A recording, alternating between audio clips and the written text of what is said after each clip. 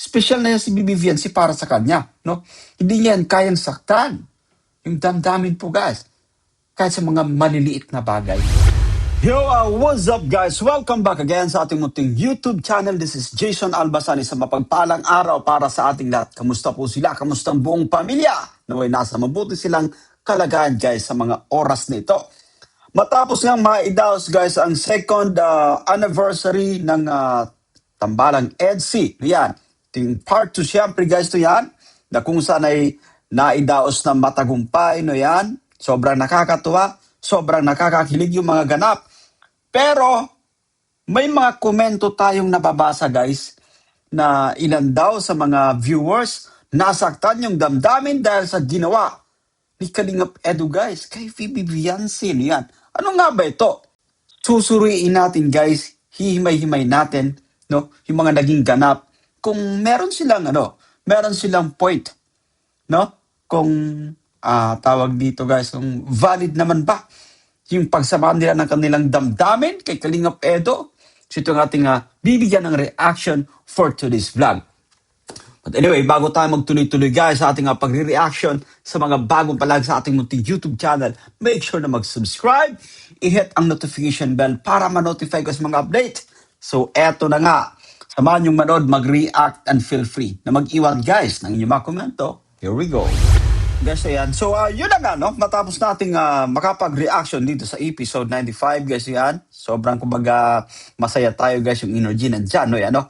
At, eto, may nag-comment, guys, sa ating, sa ating vlog, no? Yan. Na kung saan ay ganito yung kanyang pakakasabi, no? Yan, no? Guys, no? Yan.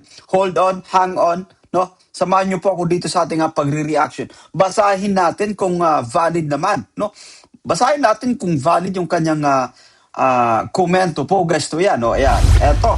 So yung pagkakasabi niya po, maraming nasaktan sa sinabi ni Edo kay Villancin na walang manners, kahit pa sabihin na joke lang yun, pangit pa rin pakinggan. Masakit sa magulang ni Villancin yun, kahit pa nag-I love you siya. Kay Villancin, marami na tuloy ang duda sa kanya o dahil marami ang nagtuturo ng sasabihin niya kay Villancin.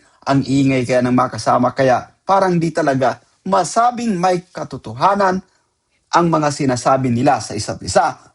Parang di ganun kasincere, mas okay sana kung silang dalawa lang nag-uusap. Alright. So, yun na nga guys, at naano ko na, kumbaga, nakuha yung ating atensyon, no? Kasi yung mga ganitong klaseng comment guys, to ay, kumbaga, paninira guys yan kay Kalingap Edo. Yan, no? Hindi ito maganda actually, no?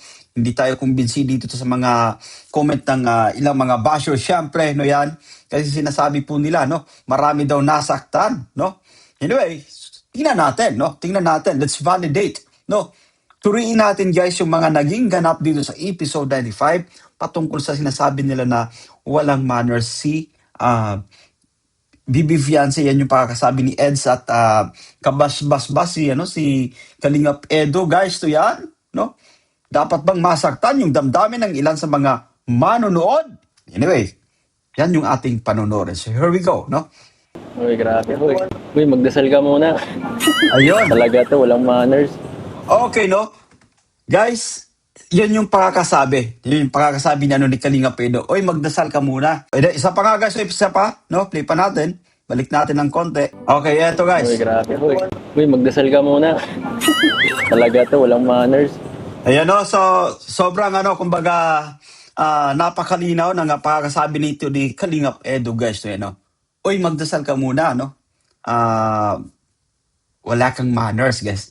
Alam nyo po, kung matagal na kayong nanonood, guys, yan, sa Tambalang EDC, kung matagal na kayong sumusubaybay, nanonood sa mga vlogs ni Kalingap Edo, guys, especially sa kanyang mga live stream, makikilala nyo si Kalingap Edo. Makikilala nyo yung isang Kalingap Edo, guys. So, yan, no? Hindi po siya ganon. No, hindi siya namamahiya po. Ganon talaga si Kalingap Edo. Ganyan yung kanyang personality, the way magsalita. Walang dito, no? Guys, hindi yan intentional na sabihin natin, no? Saktan yung damdamin ni Bibi Fiancé. Hindi po yan intentional, guys. No, yan. Ganun lang po talaga yung isang Kalingap Edo. Ganun siya, sabi natin, no? Kahit kahit sabi natin, may camera guys, to yan. Ano lang siya, kumbaga, sa yung tipo ng tao na ganyan magsalita po. Pero hindi kayo dapat nasasaktan ng inyong damdamin, no? Hindi dapat kayo, kumbaga, nagtatampo kay Kalingap Edo dahil lamang, no? Dahil lamang sa naging ganap. Dito sa vlog na to, na kumbaga, kunwari sinita niya si Bibi Fiancé, no? Yan, uy, magdasal ka na muna, no?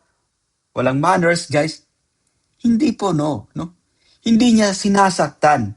Sinabi ni, hindi niya pinapaya po si Bibi Fiancé, no? At duda kayo, guys, duda kayo sa samahan ng EDC, no yan? Duda kayo sa relasyon nila bilang magka-LT, no? Yung mga ano dito, yung mga pampagood vibes, no, guys? No, mga pampakilig. Alam mo, kung matagal na kayong nanonood, hindi nyo po yan masasabi. No? Hindi kayo masasaktan. Kilala natin siya, guys. Hindi siya yung taong ano po, no? Hindi siya yung taong kumbaga mamamaya, lalo pat si Bibi Fiancé, guys. No, yan, no? Special na yan sa kanya. Special na babae po yan, no? Hindi niya magagawang kumbaga saktan yung damdamin, siyempre, guys. No, yan. Eto, no, alam mo, ganon sila, no? May mga ano nga po, ang daming vlogs na kumbaga says the way magsalita po, no? Ay talagang ganon lang, guys, no? Walang ano dito, walang issue. Huwag niyong gawing issue yung mga napapanood niyo po dito. Alam niyo, kayo talaga, guys, no yan, may maibato lamang, no? May mapag-usapan lamang kahit tawag dito, mga konting bagay, no? Binibigyan niyo po ng meaning.